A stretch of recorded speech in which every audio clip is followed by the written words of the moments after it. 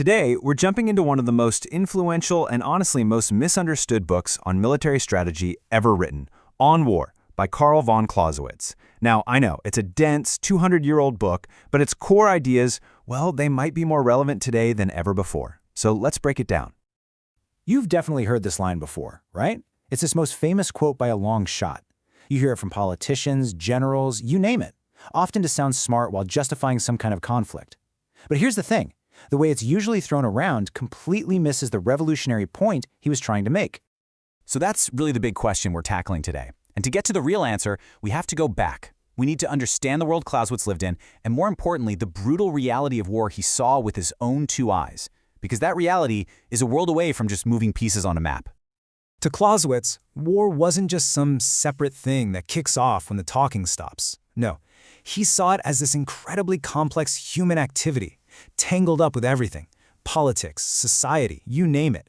And to really get his ideas, you gotta get the man himself. Okay, let's be super clear about this.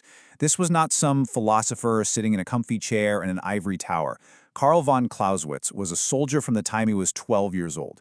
He spent decades fighting in the Napoleonic Wars, some of the most chaotic, world-changing conflicts in all of history. He watched brilliant plans completely fall apart, he saw moments of pure genius, and he knew what it felt like to be defeated. All of that experience is baked into every single page of his work. So this is where Clausewitz draws a huge line in the sand. He makes this fundamental distinction between war on paper and real war. You know, back at headquarters, war can seem like a math problem. You've got this many soldiers, that many cannons, you make a plan and it looks perfect. But Clausewitz said that this is a complete and dangerous illusion. Real war, he argued, is a totally different beast. It's governed by forces you can barely even calculate. And that brings us to two of his most famous and, frankly, brilliant concepts for describing what real war actually feels like: friction and fog. So what is friction? Well, think of it as the force that makes everything in war 1,000 times harder than it should be. An order gets misunderstood. A supply wagon gets stuck in the mud. It starts to rain and a road turns into an impassable swamp. A soldier is just bone-tired from marching all day. Each of these things is small, but Clausewitz saw how they all add up.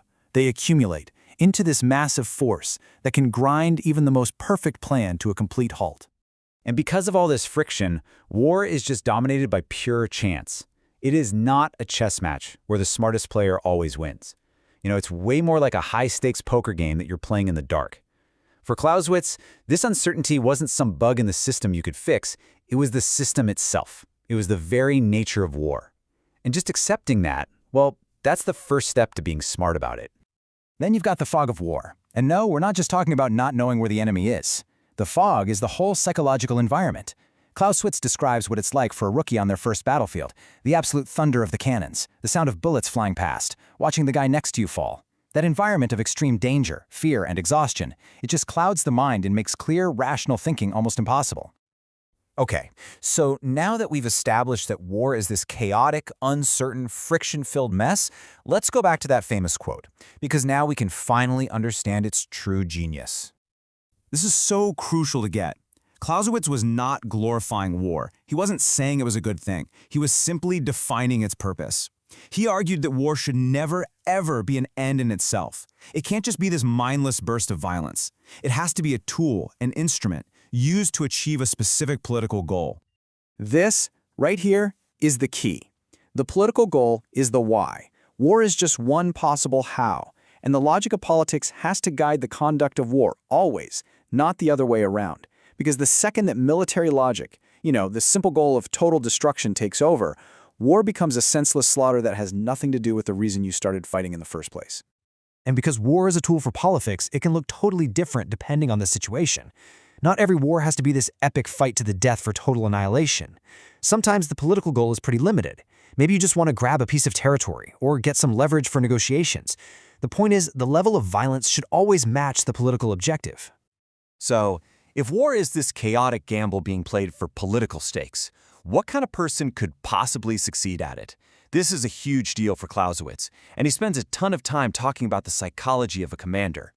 And for him, it's not really about being a math genius. It's about having incredible psychological strength and character. He talks about energy, firmness, but the big one is what he calls resolution. That's the courage to make a decision and actually stick with it, even when you're surrounded by the fog of uncertainty and the friction of reality is pushing back against you. I mean, think about it. Anybody can come up with a decent plan in a nice, quiet office. But true military genius, according to Clausewitz, is that super rare ability to see clearly through the fog, to keep pushing through the friction, and to hold your nerve when everything is falling apart. It's this powerful mix of brains and guts. I love this quote. He's not talking about just being reckless. It's about taking calculated risks, where a powerful mind is guiding a courageous heart. That, for him, is the ideal commander, the kind of person who can actually navigate the unpredictable art of war. So, after all this, why do we still read this guy? Why do his ideas from the age of muskets and cannons still matter so much in the 21st century? First, and this is the most important thing to remember, On War is not a how-to guide. You won't find any checklists or 7 easy steps to victory. In fact, Clausewitz pretty much says you should run away from anyone who claims to have a simple formula because they're ignoring the essential nature of chance and friction. And that is his true legacy. He doesn't give us the answers. What he gives us is a framework for asking the right questions. He forces us to think about the connection between our political goals and our military actions, to respect the massive role of chance, and to never, ever forget the powerful, unpredictable human element that is at the heart of every single conflict. Which leaves us with a pretty big question for today. You know, we might think that all our modern technology, drones, AI, cyber warfare, has made conflict cleaner, more predictable, more of a science. But has it, really? Or has it just created new, and maybe even more complex, types of fog and friction? It makes you wonder, is understanding Clausewitz's timeless truths about the messy, human reality of war more essential now than ever before?